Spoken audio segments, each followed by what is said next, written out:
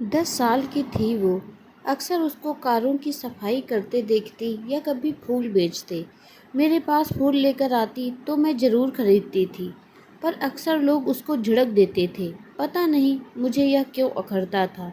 बहुत पीड़ा होती थी मुझे। सोचती, क्या कोई नहीं है इसका? क्यों यह सबकी दुत्कार खाती है?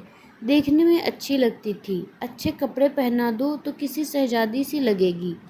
गाड़ी रेड लाइट पर रुकी हुई थी। मेम साहब, फूल ले लो। आज मैंने सुबह से कुछ नहीं खाया। ओह, मेरी कार में बैठो। वो सामने होटल है, वहाँ मैं तुम्हें खाना खिलाती हूँ।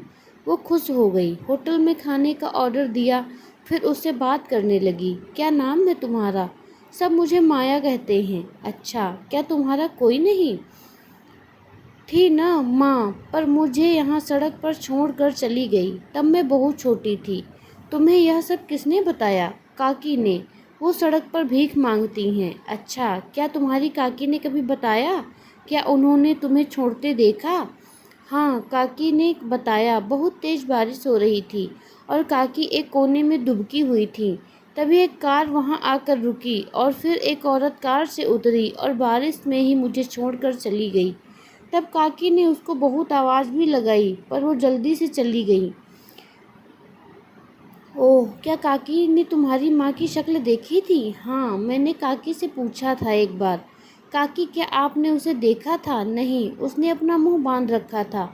वो कोई 23-24 साल की लड़की थी। क्या वो मेरी माँ थी? हाँ, क्योंकि मैंने उसके रोने की आवाज़ सुनी थी। वो तुम्हें चूम रही थी, प्यार भी कर रही थी और फिर कहा, बेटा मुझे माफ़ करना, मैं तुम्हें अपने पास नहीं रख सकती। मैं माँ हूँ तेरी, पर मजबूर हूँ। और फिर वह चली गई। तब काकी ने कहा कि सब भगवान की माया है, और तब से सब मुझे माया बुलाने लगे और माया रोने लगी। बहुत बुरी माँ थी वो, मुझे मरने के लिए छोड़ गई। ऐसी माँ भगवान किसी को न दे। तभी खाना आ गया, लो खा लो, बहुत भूख लगी होगी तुम्हें। और वो खाना खाने लगी। क्या तुम्हारी काकी ने फिर कभी देखा उसे? नहीं, पर वो कहती हैं कि वह तेरी माँ को पहचान जाएंगी, क्योंकि उन्होंने उसके हाथ पर एक टैटू देखा था, एक त्रिशूल का। फिर मैं अपने ऑफिस चली गई और वह काम करने। कुछ दिन बीत गए, वो मुझे नज़र नहीं आई। सोचा अनाथ थी, क्या पता अनाथालय चली गई हो।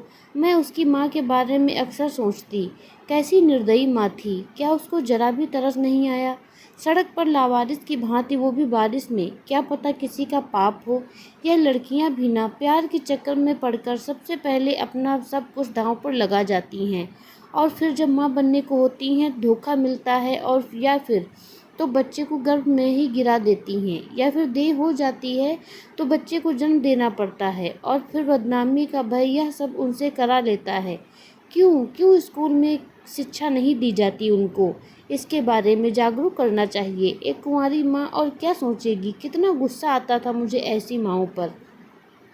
कभी तो मुझे माया की चिंता होती, वो भी तो बड़ी हो रही है, सड़क पर रहती है। कहीं किसी ने उसका फ़ायदा उठा लिया तो? वो माँ बन गई तो फिर से एक और अनाथ। क्या माया रख पाएगी वो बच्चा? माँ का अर्थ ही जिसे नहीं पता, वो माँ बन गई तो? नहीं नहीं, वह उसके साथ ऐसा नहीं होने देगी। आज रेड लाइट पर मेरी निगाहें माया को ढूंढ रही थीं। यह कहाँ चली गई? याद आया, वो काकी। हाँ, उन्हीं से पूछती हूँ। मैंने गाड़ी पार्क की और काकी के पास पहुँच गई। काकी मुझे देख रही थी। मैंने उनसे 100 का नोट दिया, फिर पूछा, माया कहाँ है? क्यों, क्या काम है आपको उससे? वो मैं उसको रोज़ खाना खिलाती थी, पर कुछ दिन से वो दिखाई नहीं दे रही। मुझे लगा भूखी होगी।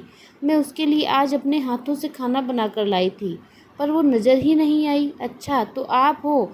हाँ, उसने आपका जिक्र किया था। कहाँ है वो? क्या मैं उनसे मिल सकती हूँ? वो काकी मुझे एक झोपड़ी में ले गई जहाँ माया लेटी हुई थी। मैंने आवाज़ दी, क्या हुआ तुम्हें? तुम ठीक तो हो? वो उठी। यह क्या? मैं चौंक गई। मैंने काकी की तरफ देखा। हाँ मैम साहब, इसके साथ बलात्कार हुआ था। अब यह पेट से है। ओह, अभी तो इसकी उम्र। हाँ, पर माँ बनाने में पहले एक लड़की की उम्र कौन देखता है?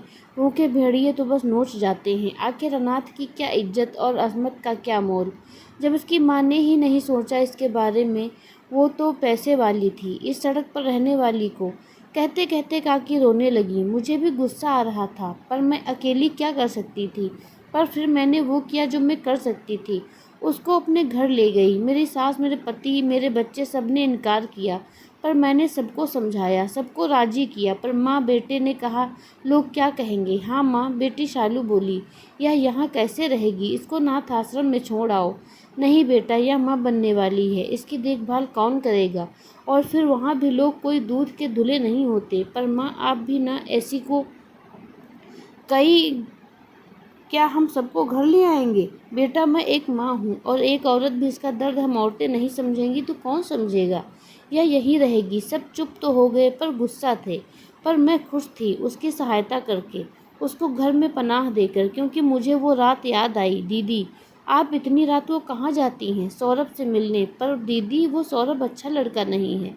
दी, मैं पहले भी अपनी माँ को, पापा को खो चुकी हूँ, आपको खोना नहीं चाहती। अरे पगली, सौरभ मुझसे बहुत प्यार करता है। दीदी भटक गई थी।